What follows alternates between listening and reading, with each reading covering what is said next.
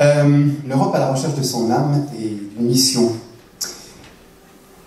J'ai récemment lu quelqu'un qui parlait de mythologie et ça faisait même son gagne-pain. Pourtant, il s'occupe des marques, des grandes marques comme Coca-Cola. En fait, il revisite les mythes et c'est comme ça qu'il revivifie finalement les entreprises qui ont du mal à trouver une identité. Et à propos de l'Europe, il disait, mais pourquoi c'est pas une bonne marque? Les gens ne s'identifient pas? Pourquoi on doute à chaque fois qu'il y a une élection européenne, on a toujours la crainte de l'abstention? Alors c'est vrai que le mythe a une fonction parfaitement magique. Et j'ai envie d'utiliser cette magie pour parler de l'Europe, justement parce qu'on a besoin de rêver. Je pense que l'Europe a beaucoup moins besoin de rationalité juridique, politique, économique, actuellement, que de retrouver chair et image. Alors, utiliser le mythe aujourd'hui, ça paraît un peu anachronique, mais finalement, c'est le mythe revisité, c'est un mythe démythifié. On n'est pas comme les Grecs antiques. On ne pense pas comme eux, on ne ressent pas comme eux. Et pourtant, le mythe va nous toucher, parce qu'un mythe, ça contient quelque chose toujours d'invariant, d'universel, qui touchera tout le monde, quelle que soit la période. Et cette magie-là, on peut l'utiliser pour rentrer dans le mythe d'Europe. Parce que oui, Europe, c'est un mythe au départ. Donc je vais parler du mythe, puis après, je vais me demander si ce qu'il y a de plus important dans le mythe, souvent, c'est quand même la figure humaine, à un moment donné, celle du héros. Alors je vais me poser la question, une fois que j'aurai vu ce que recouvre ce mythe européen, de quel héros on aurait besoin aujourd'hui pour que justement la mission européenne, celle dont parlait Harry un instant, puisse encore être portée. Alors oui, un mythe. Alors quand on parle de mythe, surtout chez les Grecs, on va parler d'histoire de famille. Donc il y aura un grand déballage et peut-être aussi un peu de linge sale. Je commence par le plus intéressant, le plus beau, le plus poétique. Vous connaissez tous Zeus. Il adore les femmes. Et un jour, il craque pour une princesse qui est née à Tyr. Tyr, c'est l'ancienne Syrie. Et donc, comme il a du mal à la séduire, il préfère carrément l'emmener en otage. Il décide d'enlever Europe. Et donc, c'est ainsi que le culte des mystères qui avait transité par la Chine, l'Asie jusqu'en Égypte, décide de passer la Méditerranée et d'arriver en Europe. Alors évidemment, c'est une lecture un petit peu métaphorique. C'est dans ce sens-là, en général, que Rudolf Steiner va quand il regarde sur le long terme, c'est vraiment un historien du long terme, mais aussi c'est un poète surtout, l'avancement de l'humanité. Et donc voilà, on quitte la Syrie, on quitte un continent pour un autre, et l'Europe va se trouver investie d'une mission. Alors ce qui est intéressant, c'est que le père d'Europe, c'est Phénix. Donc évidemment, son peuple, ce sont les Phéniciens, ce sont ceux qui vont inventer l'alphabet, qui va prendre donc le relais des hiéroglyphes. Et on comprend aussi qu'après cette pensée qui était surtout mythique, on va passer à une pensée beaucoup plus intellectuelle. C'est ça le passage de Zeus jusqu'en Grèce, via la Crète. C'est tout d'un coup avoir cette pensée qui va pouvoir justement donner à un peuple le sentiment qu'il peut diriger et gouverner, non seulement sa vie mais un pays, la démocratie, et qu'en plus il peut penser au sens même de l'existence, la philosophie. Et donc cet apport-là, toujours sous la forme d'une image, c'est ce que va transmettre Zeus, sous la forme d'un taureau blanc, c'est-à-dire de la pureté même, de la probité, de l'aspiration la plus haute, jusqu'au divin, allié au phénix, la fille de Phénix, donc une fille du feu et un dieu du tonnerre. Vous imaginez un peu les histoires de couple? Eh bien justement, dans le feu, ça ne dure pas très longtemps. Donc notre chère Europe va se trouver délaissée. Elle sera obligée de prendre un mari, Astérios, un crétois, et finalement elle aura un fils qui s'appelle Minos. Je continue, je déroule le fil. Vous allez voir que c'est intéressant quand je dis fil, c'est pas un... Minos, donc, il a magouillé. Alors, ce qui est rigolo, c'est que le mythe commence par un taureau, et on va retrouver un deuxième taureau dans l'histoire. Alors, quand l'histoire se répète, c'est toujours très mauvais signe. Quand on repasse les plats, c'est qu'on n'a pas bien compris une leçon en général. Donc Minos a voulu absolument être reconnu comme roi des Crétois, mais il y avait une concurrence, ses frères. Alors il demande à Poséidon de faire un miracle. Et voilà que Poséidon fait apparaître un taureau qui sort de la mer, un taureau blanc. Et la condition, c'était que Minos tue le taureau, c'est-à-dire en signe de soumission. Et puis Minos, il aime beaucoup le taureau. Il aime tellement qu'il finit par en tuer un deuxième à la place. Voilà, il maquille, il veut du connu, je t'embrouille. Et évidemment, Poséidon se venge. Et Pasiphae, la femme de Minos, tombe et perd d'une main amoureuse, du taureau. Je vous le donne en mille. Donc il va s'arranger pour que le taureau et Pasiphae aient un enfant. Seulement, cette fois, ça se passe un petit peu plus mal. Vous comprenez que le karma d'une famille, évidemment, plus il s'alourdit et plus ça devient terrible.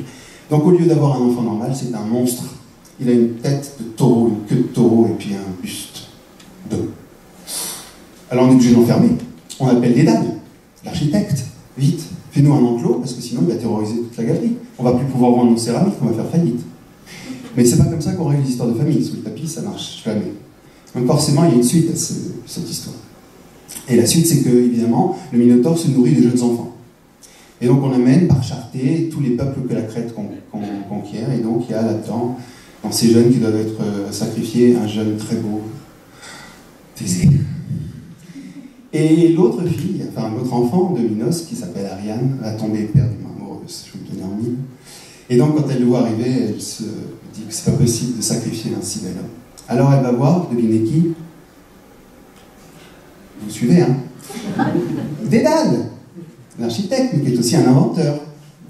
Et Dédale va lui trouver un système tout bête, c'est qu'elle prend un grand écheveau de fil, et puis quand on le déroule, ça fait comme les petits cailloux du petit pousset, vous savez?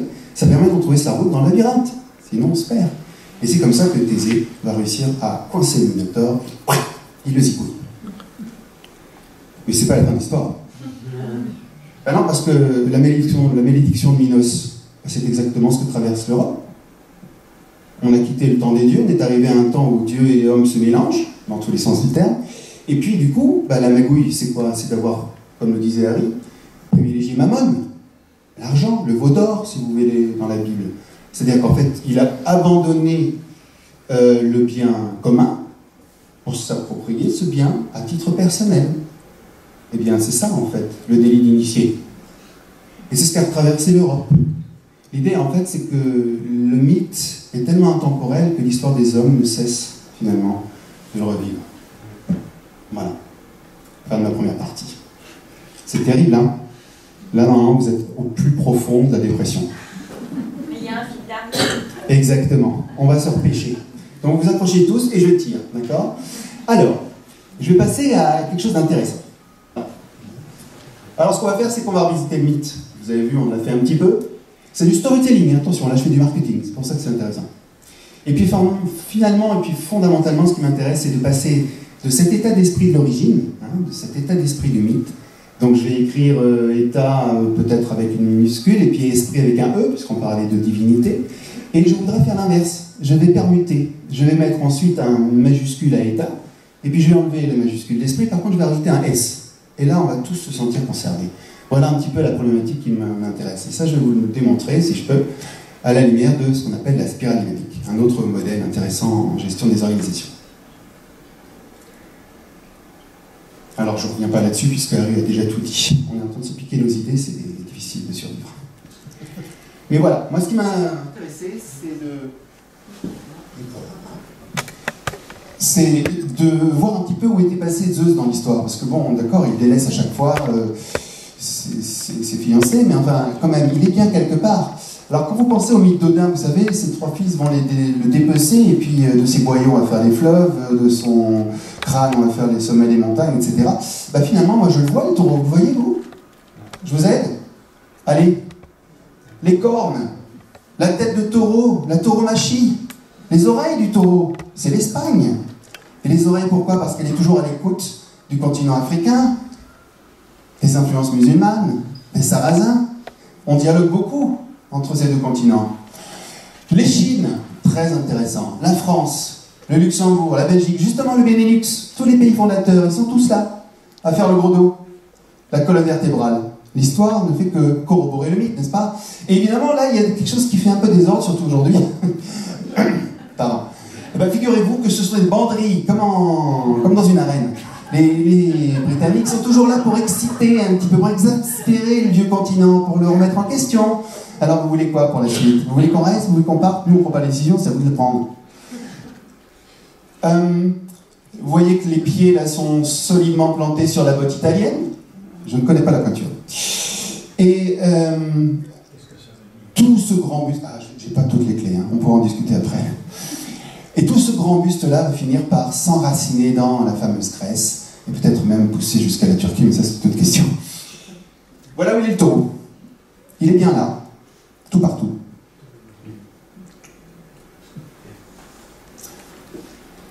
Alors, Je vous ai parlé de la spirale pour essayer de voir un petit peu où on va trouver les nouveaux héros. C'est quand même important. J'ai encore combien de temps? Merci. Je passe pas dans les détails, hélas, on en parlera à la pause. Mais c'est une façon, la spirale, de comprendre comment une société évolue, parce qu'une société, c'est une sociogénèse, et que ça fonctionne organiquement comme un individu. Alors c'est toujours une pensée un peu magique, je ne vous le cache pas. La psychogénèse, c'est donc l'évolution d'un être humain à travers des stades psychologiques. Alors comment on est arrivé là? C'est un chercheur, un psychologue, Claire Graves, dans l'État de New York, qui a passé à peu près toute sa vie, plus de 50 ans presque, à donner des questionnaires à ses étudiants pour savoir c'est quoi un homme mature. Il a juste posé cette question, c'est quoi un homme mature? Parce que la question que je me pose en ce moment, c'est voilà, Dieu s'est passé par là, Europe a fait des petits, et puis ça s'est mal passé après. Comment on fait pour réparer? Pour ça, il faut des hommes matures, des hommes et des femmes, s'entend. Et la question qu'il a posée, les étudiants y ont réfléchi et sont souvent revenus sur leur questionnaire même plus tard. Et on a constaté qu'en fait, il y avait des invariants. Il y avait 8 niveaux d'existence à partir de 3 types de valeurs, les valeurs profondes étant les plus difficiles à changer et qui sont finalement la base de ce système. Alors, c'est un système sans frein, c'est une vrille, d'accord? Il n'y a pas de mauvais niveau ni de meilleur niveau. C'est pas un jugement de valeur, jamais. Si vous ne perdez pas ça de vue, on va pouvoir avancer. En revanche, on ne peut pas sauter les niveaux. Il y a quand même une forme de hiérarchie. En fait, c'est une holarchie. Alors, très vite, voilà. On part de beige, c'est les besoins fondamentaux, c'est le petit bébé. On arrive à violet. Pour l'instant, on croit surtout que la nature est pleine d'esprit. On passe un peu plus tard à rouge. On en a marre de subir, on a envie de prendre son destin par les cornes. Et puis, on se sert. C'est l'époque d'Attila, de tous les gens qui ne respectent pas forcément autrui, mais qui s'affirment. Un peu plus tard, on finit par se dire que ce serait bien qu'on se pose. Et là, c'est là qu'on crée les grands empires, c'est là qu'on crée les grandes religions, c'est là qu'on crée les ismes, avec toutes leurs horreurs aussi, d'accord? Dont a parlé déjà Harry, le nazisme et autres, j'en passe. Et puis finalement, un peu plus tard, on se dit que ce serait bien qu'en orange, on rejette finalement le dogme, fini bleu, et qu'on développe quelque chose d'un peu plus personnel, notamment son intérêt propre. C'est là que naît le capitalisme, par exemple. Quand le capitalisme arrive à sa fin, et c'est exactement ce qu'on vit. C'était la bonne nouvelle. Pourquoi on se prend tous la tête? Parce que tout simplement, on est exactement à ce point, on passe d'une couleur, on bascule de orange à vert. Vert, c'est la génération de vos enfants, visiblement. Vous n'êtes pas tout à fait verts, tous, comme ça, par défaut. Donc c'est plutôt les Y et les Z. Hein, les Z, c'est les zèbres, vous savez. Alors, j'ai pas le temps de vous faire un portrait, mais c'est absolument captivant. Vous remarquez déjà qu'avec vos enfants, c'est pas toujours facile de communiquer, n'est-ce pas? Mais si vous aviez les enfants Z, vous verriez que c'est encore pire aujourd'hui. Ils sont encore plus différents, si c'était seulement possible. Parce que le monde s'accélère. Donc on passe de plus en plus vite d'une couleur à l'autre. Et quand on a du mal à passer d'une couleur à l'autre, on est tenté de faire un petit retour en arrière. Donc les populismes. Pourquoi en ce moment tous les pays d'Europe sont en train de verser, sinon dans le fascisme, en tout cas dans une forme d'ultra-conservatisme quand il n'est pas teinté, comme en France, de racisme? C'est tout simplement que Orange refuse de quitter son propre intérêt, son confort matériel. Et donc il se dit, c'était mieux avant, on va aller voir en bleu. Et en bleu, on retrouve quoi? La vérité ultime, une vérité unique. Et ça, c'est difficile. Donc forcément, quand on est dans ces passages de phase, c'est ce qu'on appelle le point gamin en spirale, c'est pas possible, c'est pas tenable. Donc on est pour l'instant dans un mouvement de recul, mais ça va pas tenir, parce que tout simplement c'est une spirale qui vous entraîne vers le haut. Et donc finalement on passe en vert. En vert, c'est toutes ces jeunes générations qui pensent surtout aux réseaux sociaux, qui n'existent plus par eux-mêmes, qui sont toujours reliés aux autres. On ne fait rien tout seul, si t'es pas d'accord, je le fais pas.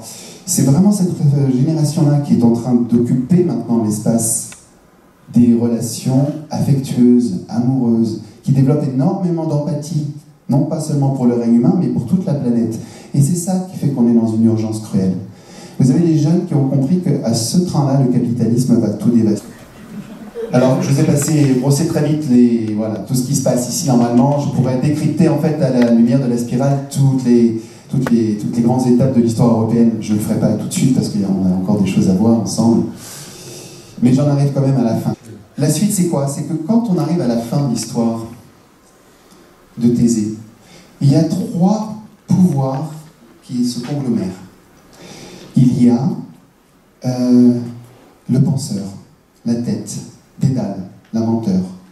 les hauts commissaires, les fonctionnaires de la communauté européenne. Si vraiment c'était des dédales, c'est-à-dire ce qu'on leur demande nous c'est les 512 millions de jeunes êtres, de vieux êtres, qui sont en train d'être vécus par une soif intangible de liberté, d'amour et de vérité. Si nous, les 512 millions de gens, on disait vraiment à tous ces représentants ce qu'on veut vraiment, c'est-à-dire que le mythe du héros soit vécu par tous et que nos dirigeants n'existent que pour faciliter cette vérité-là, cet état de vie, ce niveau d'existence-là, alors la vie changerait pour tous, pas seulement pour nous les concernés, mais aussi pour ceux qui sont censés nous diriger et qui ne rendent pas toujours des comptes. L'idée à travers la spirale, c'est d'arriver au-delà de jaune encore, qui est là dans un désintéressement complet, à une forme de mort du moi. On l'a un petit peu évoqué tout à l'heure. C'est-à-dire qu'on est absolument dans « je sers les autres » et c'est ça qui me remplit et qui me rend rempli de joie surtout. Donc, à côté d'Eda, il y a Ariane. Ariane, c'est le cœur.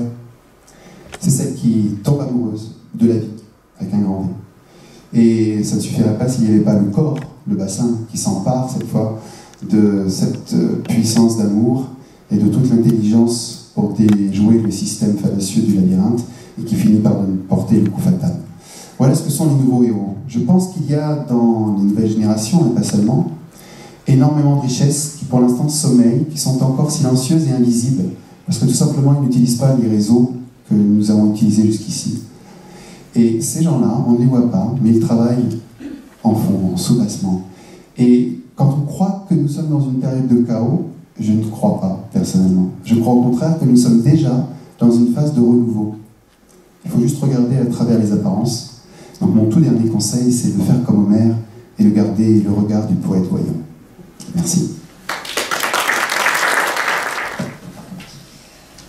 Alors, moi je vais vous parler des symboles, donc les symboles de l'Union européenne, parce que il me semble qu'effectivement à travers les symboles, on peut capter, on peut identifier des éléments de cette âme de l'Union européenne. Alors qu'est-ce qu'un symbole? Petit rappel, tout le monde le sait, mais en fait, à travers le symbole, toute société organisée, effectivement, va pouvoir s'identifier, va pouvoir se distinguer, et va pouvoir être reconnue.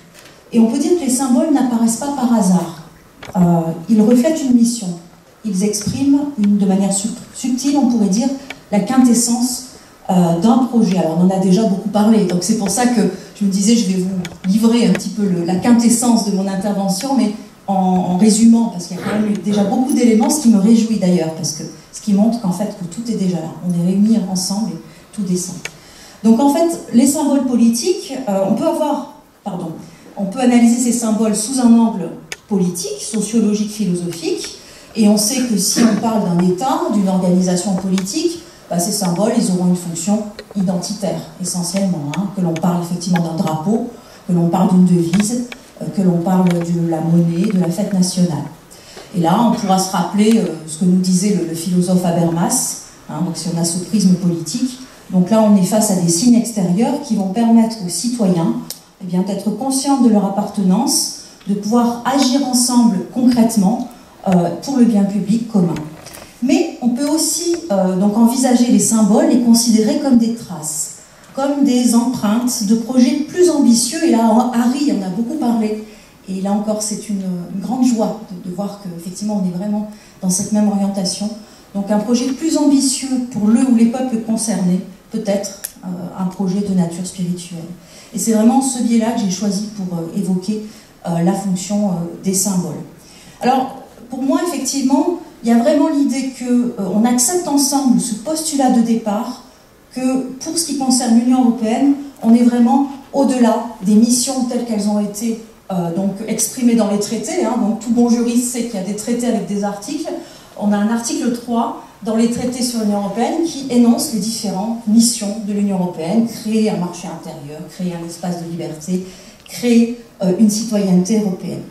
Alors, bon, si on en vient effectivement à cet au-delà, donc cette idée que l'Union européenne aurait une toute autre mission, à travers les symboles, effectivement, il y a cette idée qu'on va devoir descendre, on va plutôt remonter pour se relier à cette compréhension. Mais c'est vrai qu'à l'image de l'être humain, des êtres humains que nous sommes tous, Nous mettons souvent beaucoup de temps, on pourrait dire une vie, voire parfois, peut-être, si l'on croit qu'on a plusieurs vies, qu'on est doté de plusieurs vies, on met plus effectivement beaucoup de temps à comprendre le sens de notre vie. Et peut-être que si on parle effectivement d'une organisation politique, d'une entité sociale, là encore, on est dans peut-être une nécessité d'acquérir une maturité. Et puis parfois, effectivement, pour les peuples ou le peuple concerné, vraiment de vivre des expériences, de traverser peut-être des épreuves, peut-être même des épreuves difficiles avant de pouvoir se relier à cette mission de départ, effectivement, cette empreinte qui gouvernerait, je dis gouvernerait, effectivement, ces entités. C'est pourquoi, parfois, il est nécessaire de vivre fortement la division, c'est ce qu'évoquait Sébastien, c'est ce qu'on évoquait avant, d'évoquer même, de vivre fortement la guerre, ce qui va permettre pour les peuples qui vivent ces expériences très douloureuses, effectivement, de pouvoir aspirer, donc aspirer à l'inverse, c'est-à-dire vraiment aspirer à l'unité, aspirer à la paix, de vivre l'égoïsme pour aspirer à la fraternité, de vivre le matérialisme pour aspirer à la spiritualité. Donc là, on est vraiment dans des nécessités donc, de redescendre, vraiment pour que cette aspiration devienne un levier, en fait, de libération. Et l'Union européenne, on le sait, on l'a dit, est aujourd'hui face à une urgence. Soit elle comprend le sens profond de sa mission, soit elle meurt. Et là, je m'en remets à ce qu'écrivait Rudolf Steiner dans la tripartition sociale. Je me suis dit, j'ai plus grand-chose à dire, en fait. Et là, je ne résiste pas à la tentation de vous citer effectivement un extrait de la tripartition sociale. Jusqu'à ce jour, les communautés sociales ont été formées surtout par les instincts sociaux de l'humanité, pénétrer leur vie, pénétrer donc la vie de ces communautés sociales en pleine conscience, voilà la grande tâche de notre époque. Précisément, donc l'anthroposophie, à travers les écrits de Steiner, à travers aussi le travail donc, de ce mouvement, la théosophie aussi, à travers les écrits d'Alice Bailey, on n'en a pas parlé, mais on est effectivement dans des approches qui permettent effectivement de mettre en lien donc, les peuples avec, donc alors pour Alice Bailey, des rayons de l'esprit divin, donc chaque peuple effectivement serait relié à un ou des rayons, et pour Rudolf Steiner, donc à des entités spirituelles, à des archanges, dont parlait Harry, et puis donc effectivement ces rayons, ces archanges modèlent, façonnent l'âme des peuples en fait. Alors, bon, il est difficile pour l'Union européenne de savoir donc par quels rayons elle est gouvernée et quelles sont les entités, les hiérarchies spirituelles qui l'accompagnent, parce que les voyants spirituels que sont Alice Bailey et Rudolf Steiner n'ont pas connu cette entité, ne nous ont pas laissé, malheureusement, mais peut-être c'est notre tâche aujourd'hui, d'indication sur cette question. Cependant, je reviens un petit peu à mes symboles, donc il est possible peut-être, et on va peut-être aussi, je vous invite aussi à réfléchir ensemble à cette question, il est possible de capter quelques éléments donc, de cette mission à travers l'étude de ce symbole. Alors j'insiste là encore, dès lors qu'on descend et qu'on va dans une approche effectivement qui reste historique, qui reste juridique, qui reste en fait l'approche typique habituelle, ordinaire des sciences humaines, en sciences humaines on n'a pas de réponse. On n'a pas de réponse, pourquoi? Parce qu'effectivement, les symboles de la construction européenne ne prennent pas du tout place dans le cadre d'une vision homogène, cohérente. Pour deux raisons au moins. Déjà, parce que, effectivement, ils sont apparus à des moments distincts. On a parlé du drapeau, le drapeau donc, de l'Union européenne, qui au départ était le drapeau donc, du Conseil de l'Europe, qui a été consacré en 1985 pour ce qui concerne l'Union européenne. L'hymne, pareil, 1985, et puis alors la devise, elle est apparue très tard, en 2004. Alors, au niveau, toujours effectivement, dans le cadre d'une approche assez traditionnelle, force est de constater que les symboles n'ont même pas reçu de consensus entre les États membres de l'Union européenne. C'est ce que disait tout à l'heure notre ami donc, le comte Anglo, qui nous a rappelé qu'effectivement, eh bien, il n'y avait pas. Alors, il y a bien eu un traité constitutionnel en 2005 donc, qui consacrait dans son article 8, qui constitutionnalisait l'ensemble des symboles. Par contre, on le sait, le peuple hollandais, le peuple français ont rejeté par référendum ce traité constitutionnel, donc exit les symboles de la Constitution, Aujourd'hui, il ne reste qu'une seule trace, c'est la déclaration 52 annexée, je ne fais pas de droit, annexée au traité en vigueur, qui dit qu'en fait, il n'y a que 17 États qui se reconnaissent à travers les symboles de l'Union européenne. Et la France, c'est depuis 2017 qu'elle, effectivement, après une controverse assez sanglante, on va dire qu'elle reconnaît donc, les symboles de l'Union européenne. Donc là, il n'y a pas vraiment, on va dire, de réponse si on s'en tient à une vision vraiment donc politique ou juridique. C'est un petit peu on est dans le dédale, parlait tout à l'heure Sébastien. Alors si on essaie effectivement de créer un espace intuitif à l'intérieur de soi et de se relier à ce que nous disaient donc, effectivement ces voyants spirituels, on pourrait se dégager, on pourrait dire une idée force qui vraiment, je pense, mais après on pourra partager cela tous ensemble, et on a déjà commencé à le faire, qui vraiment donc imprègne la construction européenne, la mission qui pourrait être la mission de l'Union européenne et qui se reflète à travers ces symboles. Pour moi, clairement, c'est vraiment cette dimension d'unité dans la diversité. L'unité, c'est la fraternité avant tout. Donc, vraiment la fraternité qu'on trouve donc vraiment très fortement portée par évidemment l'hymne, donc l'hymne à la joie, donc écrit par Beethoven, donc cet élan de fraternité universelle. Là, on parle de fraternité universelle, pas de fraternité entre Européens. Et puis aussi, effectivement, donc les paroles écrites par Schiller qui sont d'une très grande puissance au niveau, donc, effectivement, de cette fraternité. Mais alors, ce qui est intéressant, c'est ce qu'apporte, on pourrait dire, l'Union européenne, c'est une méthode, un moyen. Alors là, on est presque dans du pragmatisme, un moyen qui permettrait justement de créer cette fraternité, qui permet de la créer, qui permettrait de créer cette unité. Cette unité, effectivement, dans la diversité, et donc c'est bien la devise de l'Union européenne.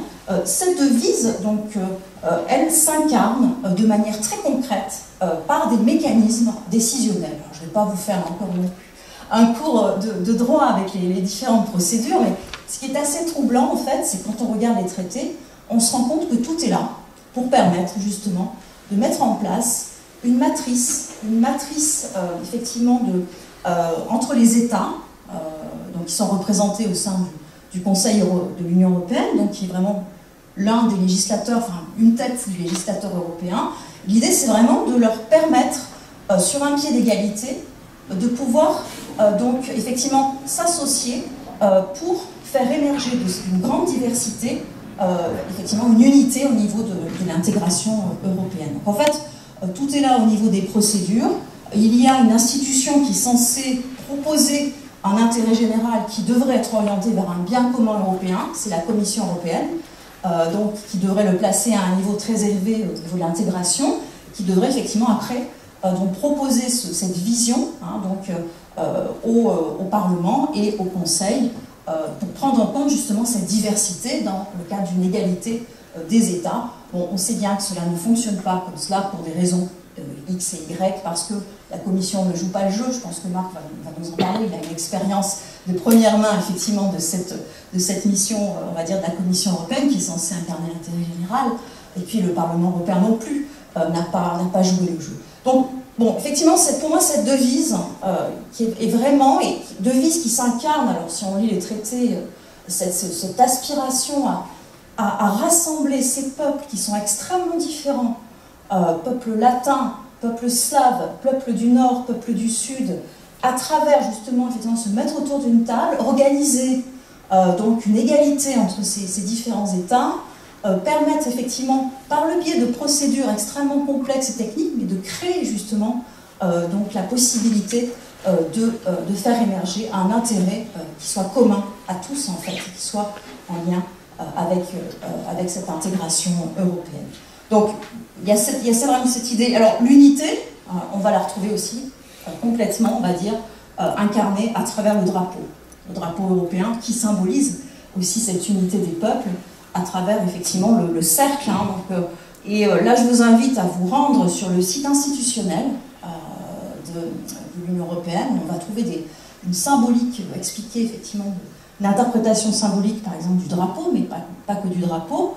Je vais vous lire un extrait vraiment pour que nous prenions conscience ensemble de la puissance, encore donc bien, on va dire, de cette empreinte, on pourrait dire, de cette mission spirituelle qui est encore bien présente.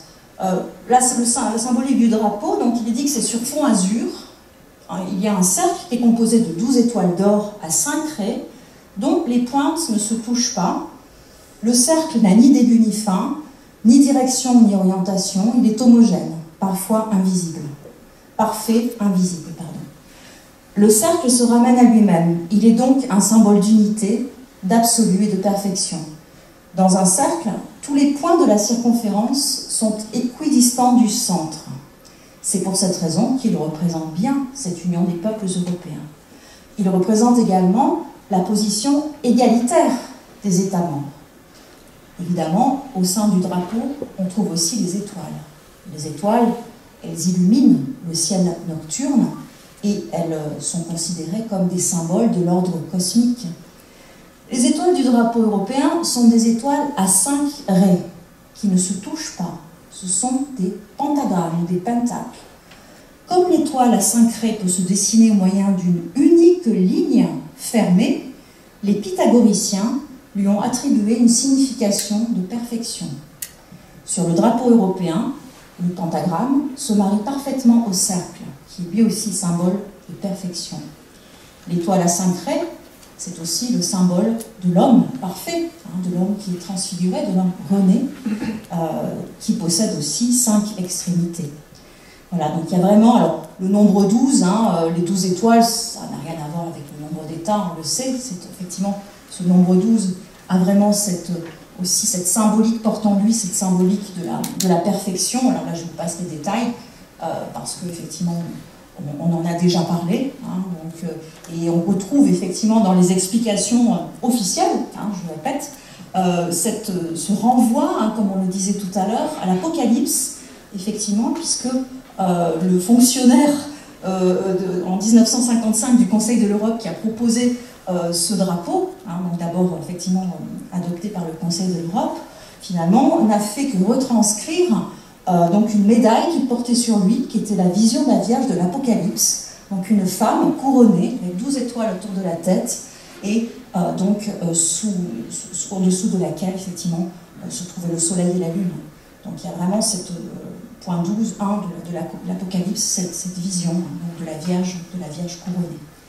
Voilà, donc je ne vais pas en dire plus. On pourrait effectivement aussi beaucoup gloser sur l'interprétation du drapeau. On pourrait aussi évoquer effectivement les autres symboles. Il y en a d'autres en effet. Il y a effectivement la journée de l'Europe qui est le 9 mai. Donc en principe, c'est le discours de Robert Schuman qui est dans le salon de l'horloge qui s'est déroulé le 9 mai, le chiffre 9. On le sait effectivement, c'est le chiffre qui symbolise donc, en ésotérisme le chiffre de l'humanité, donc il y a peut-être aussi quelque chose à comprendre derrière ce chiffre. Il y a aussi l'architecture des bâtiments européens qui sont aussi très, très intéressantes. Donc demain nous irons pour certains visiter le Parlement européen, et l'hémicycle du Parlement européen donc, est en forme de cercle et de spirale justement. On retrouve la symbolique de la spirale. Et là, il y a vraiment une intention, en tout cas une aspiration à ce que effectivement cette construction européenne donc, soit dans effectivement une évolution permanente et donc, soit tournée vers l'infini, tournée vers le ciel aussi, avec cette idée aussi d'universel. Alors, effectivement, on est vraiment dans donc de puissantes traces. Alors maintenant, effectivement, le défi de l'Union européenne, ça va être de se reconnecter, se reconnecter avec ces symboles. Il ne s'agit pas d'en faire uniquement des idéaux, mais de concrétiser ces idéaux, donc d'incarner ces idéaux. Et là, je pense qu'effectivement, il y a, à condition que les Européens soient suffisamment matures pour cela, et soient suffisamment effectivement conscients aussi de leur mission, tout est là dans les traités, tout est là au niveau de l'organisation de l'Union européenne, pour que effectivement un bien commun européen, si on en a le désir, puisse effectivement se mettre en place. Voilà, je vais m'en tenir à ça. J'avais d'autres choses à dire, mais je pense que c'est mieux qu'on soit vraiment dans un partage. Je vous remercie. Merci Fabienne.